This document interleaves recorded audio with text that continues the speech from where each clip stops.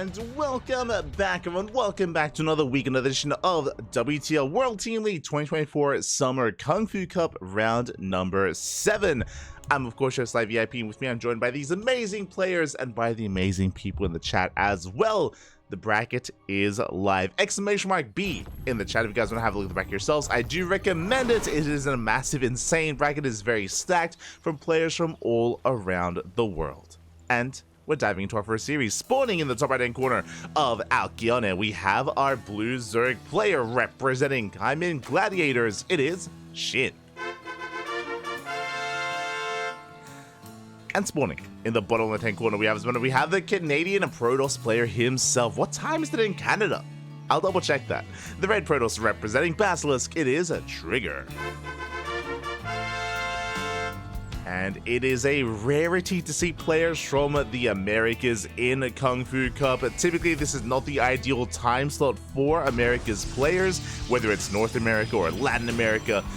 Typically, we don't see too many of them in this tournament, so I'm happy to see Trigger here. I'm happy to see some representation. Canada time. What time is it in Canada? 7 a.m. Depending on where you are. It's between 4 a.m. and 7 a.m. in the morning. So there's quite a range in Canada. There's quite a range. So from 4 to 7, regardless, very early on. I would not be surprised if Trigger has not slept. Not be surprised, but we are moving out. Meanwhile, we do see SHIN going for the hatch first and going straight for the gold. Now, Trigger is aware of the shenanigans of SHIN, and we will check, we will confirm, we do scout immediately. And how do we respond? Now, if we were casting Classic or Hero, they respond with a Forge into a Cannon Rush, into even a Proxy as well. We have seen time and time again Hero and Classic go for some more aggressive responses. We can see Trigger going for the Cybercore. Cybercore response to standard opener here. He's aware of the expansion, has yet to really show us how he intends to punish it. I'm sure he does plan to, whether it's with Adepts or Oracles, we'll see. But now the main art of SHIN is moving out towards that gold base, going to be saturating it as quickly as possible. Likewise, it is going to be a hatch gas pull out of SHIN, a standard opener from our Zerg player, outside of course, the gold base. Let's go. Let us go. And again, I hope everyone in the chat has been enjoying themselves. Hope you all had a great week so far. Hope you continue to enjoy your week, just because World Team League is back. With the arrival of KungFu Cup with some KFC action, we have World Team League Day 1, 2, and 3 on the horizon as well. Starting tomorrow, by the way, not on Friday. WTL is one day sooner this week. Specifically this week, as we do see Trigger just confirming. Meanwhile, as soon as the Leagues and Queens come out, we need to focus down these rocks as quickly as possible. So the rocks are being knocked down just so we can gain access to the side of the map, just so we can defend against the Adept. Speaking of, the first Adept is zooming on out as we speak. Ooh, these rocks are still quite high, so it'll take some time here to really get them knocked down. A couple more seconds, all we need. The drones are under fire. Up! Oh my god. We do pull away in time. Rocks are knocked down, and we have defended. Okay, we gain access to the other side. We can go back to mining. And Trigger won't quite commit yet. We do. Oh my god. Get another shot off. It takes 2 shots to kill a drone. And many of these workers are low, but it looks like so far we have deflected the initial aggression. Behind this Stargate opener here out of Trigger. Oh, almost gets a drone. Casito, papi, casito. Meanwhile, across the map, Lings, they slip in. The Adepts are out of position, and we get 2 probe kills. SHIN was the one that was meant to be losing workers, but no, instead, across the map, 2 probes go down. We confirm the tech. It's a Stargate opener into Oracle. SHIN is fully aware, and SHIN has a Spore on the way. We have 2 Queens at the third base. Sorry, 2 Queens at the goal base. Spore in production. Queens on the way in the main as well. We are getting ready. Link speed kicks in, and SHIN will be losing all this. He will be bleeding out all these Lings, but is fully aware of what's going on. And again, we'll see if SHIN can be punished. He needs to be punished. This gold base is such a massive influx of minerals here for SHIN in the early game. We are now taking a third base, getting into additional queen production. There we go, Evo Chamber on the way. Fast Evo Chamber into +1 melee. That was a 4-minute Evo Chamber. We'll see how aggressive SHIN wants to be with those upgrades. We have seen, if this was a little bit earlier, I would assume this was going to be for a Baneling Nest or for a Ling Bane Bust, but I'm not putting it off the table yet. As things they get across the map, we focus on a small crawler, but we get a surround on the Adepts. The surround is real. The Adepts will be going down. At least the Oracle can maintain control. Hey, we get a drone. We get technically 1 drone and 1 Spore. Not bad. That's okay for the Oracle, but The adepts a little bit less so. With the adepts going down, that means that suddenly this third base is exposed. Usually we would have 2 adepts here in position. Thankfully, the Oracle comes out just in time, and the Oracle will activate its Pulsar Beam, will force Shin to back the hell off. There's that +1 melee on the way that we did mention, and we'll keep our eyes peeled for some more aggression here out of Shin. I mean, going into a Link Flood would make sense considering we have the gold base, so I'm really keeping my eyes open for a Bane. There it is! It's a Bane Bust. Let's go! 4-minute Evo Chamber into a 5-minute Baneling Nest. It is going to be +1 melee, massive Link Flood into a Bane Bust. Aggression out of Shin makes sense here with the gold minerals, and Trigger has the pieces together. He has to scout. Gets into the gold and does get 3 drone kills. Not bad. 4 drones even. Pretty good amount of damage, but again, we have not seen the main base. We have not seen the earlier tech. Don't know what's coming our way. Do manage to warp in. Behind this is going to be a standard transition, Forge, and a Twilight Council. Ay, the Queens are already here. It isn't just the Bane Bust. The Queens are waddling in as well. And this third base is going to go down. And bearing in mind, all we're looking to do is kill the third, and then we can drone. And you can see already, drones are on the way. Shin, he knows that, yeah, the third base, there's no saving it. Third is going to go down. That's 400 minerals down the drain. We're containing the Protoss to 2 bases. And from here, Shin can back off. He's not going to, but he probably should. Lings are going to get force fielded in. Lings are going to be going down here. Nice control out of Trigger. We do have shield batteries on the way. Overcharge going to be available as well. Shin just trying to force as much of a reaction as possible. That's a lot of that's a lot of shield batteries, a lot of cannons and pylons. Big reaction here out of Trigger. Remember, behind this we're just droning. Behind this we're just droning up as hard as possible. We're expanding. Triple Oracle moving out towards the natural base. This base is exposed, but we don't quite commit. We got eyes on the Roach Warren, on the lair. Trigger is now aware that he's been bamboozled a little bit. And again, look at this massive reaction here out of Trigger. And from here, Shin, he can just back off, drone up, tech up, which is what he's doing. Getting a 4th base, spreading creep halfway across the map. And the Queens should be waddling back home. There we go. We do waddle back.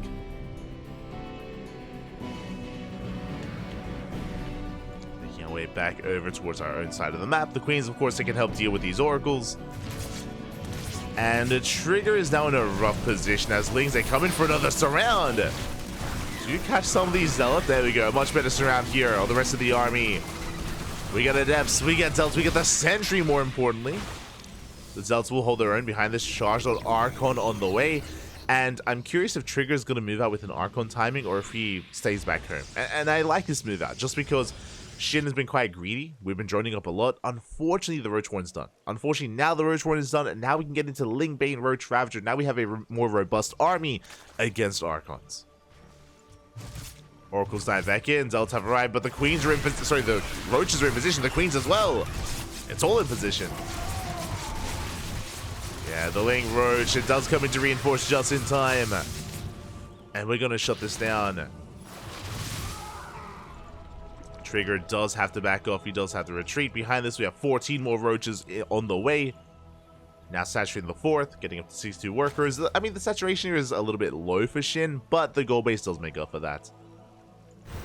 And now here comes the next wave. Initially, it was the Ling Queen or Ling Bane Queen. We didn't see any Banelings. We had access to if we needed the Banelings, but if we needed the Baneling Nest, didn't need them in the end. But now here comes the Roaches and the Queens. They're walking out once again. The Stasis Trap could be massive though. Oh my god. And it's gonna buy a lot of time. Massive Stasis here in the army. We're buying a lot of time. We have a backup Stasis here on top of the ramp. This time we do spot it. Shield batteries are on the way, but where are the Zealots? Where is the buffer here for Trigger? It doesn't exist. It's not here. Not anymore. Zealots, they went down earlier. Shield battery goes down. There is no overcharge. We get into the mineral line, and we are snowballing out of control. Trigger, he just cannot hold on. Not against this army. Yeah, the Nexus will fall. We have reinforcements hidden the main army. Bailey's rolling in. No. They take down the Zealots. A backup Zealots on the way. We have Storm. Not bad. Storms do connect, but we need more than just a handful of Storms. It's just not enough. Archons are going down one after the other. GG gets called, and Shin takes game number 1. GG. A very aggressive style here out of Shin, going for the fast +1 melee into the Baneling Nest, into just a massive Queen Ling Flood towards the 3rd base, boosted because of the gold. And unfortunately, Trigger just wasn't able to get a read on things. If you remember, as I quickly fix up the logo there. There we go. But if you recall, Trigger, he was active with the Oracles. He was getting some drone kills here and there, like 3-4 drones at a time. It was good. It was some good economic damage. But if you remember, we did not scout the tech. We did not scout the Bailey Nest or the Evo Chamber. We did not realize the aggression coming our way until it was already knocking down the front door. Until the Queens were already waddling up the ramp. And because of that, Trigger didn't have the foresight, didn't have the time he needed to prepare with shield batteries, to prepare and try to make a stand at the third base, or at least force a bigger commitment out of SHIN. Because if you remember, when SHIN rocked up at the third, when he realized there was so little to defend, he started droning. SHIN, he started droning so fast after he realized that he would kill the third. Whereas if we were better prepared than SHIN, he has to commit that much more, he has to double down, he has to trade, and he might still get the third, but it would have been a more costly endeavor there for SHIN. SHIN was, it felt like quite greedy in that last game, and I mean, for good reason. For good reason. Now here we go, we're getting into game number 2, and spawning in the top right hand corner of Ghost River, we have our South Korean Zerg player, the blue Zerg, representing Gaimin Gladiators. It is SHIN. And spawning in the top left hand corner, we have the Canadian Protoss, the red Protoss player, representing Basilisk. It is Trigger. Again, playing very early on in the morning here in the land of Canada. Let's say here, over there, in the land of Canada. It is around 7 a.m., maybe earlier than that. So shout out to Trigger for either staying up all night or waking up very early for this tournament. And we'll see how he does compare. See if he can bounce back and force the ace match. I want to believe he can. I want to believe that Trigger is a comparable player to SHIN. But SHIN does have the edge. He's the favorite player overall so far. Interesting. Going for a hatch pool opener. Going for a delayed gas geyser. Okay. Slight variation here out of SHIN. Slight variation. And with this, we're going to be delaying gas a little bit, which is okay. I mean, we don't really need to prioritize that anytime soon.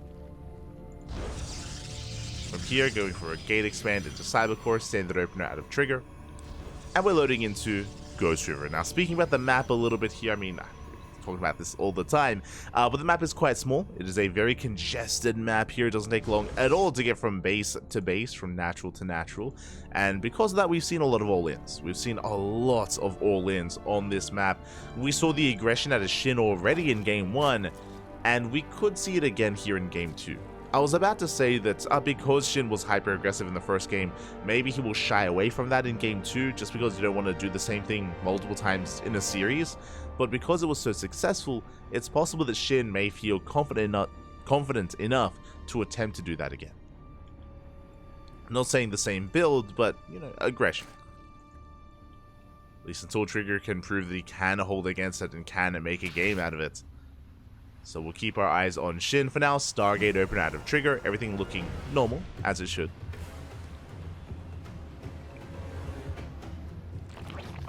We too have our initial Stargate. With that, should be getting into Oracles. The Adept has arrived, is going to confirm the third base location. There's no crazy 2-base all-in, which is, again, a rarity in this matchup. Adepts threatening Shades. Getting eyes in the mineral line. And the second Adept has arrived again. 2 Adepts, 1-shot drone, so suddenly this is becoming a lot more threatening. It's a much more threatening force here for Trigger. And we do commit to the shade. 1 drone goes down. But Lings are in position, and the first Adept gets surrounded. So will the second. This was not worth it for Trigger. A risky move. But trading 2 for 1, that's not a trade that we were hoping for. With that, that does mean that now suddenly SHIN has map control, so we can move out. Now that the Adepts have been cleaned up, we can move out across the map, and these Lings can threaten the third base and delay the third. And Ling speed kicks in. We're going for the third base. The probe isn't ready yet, which means we can get a kill on the probe.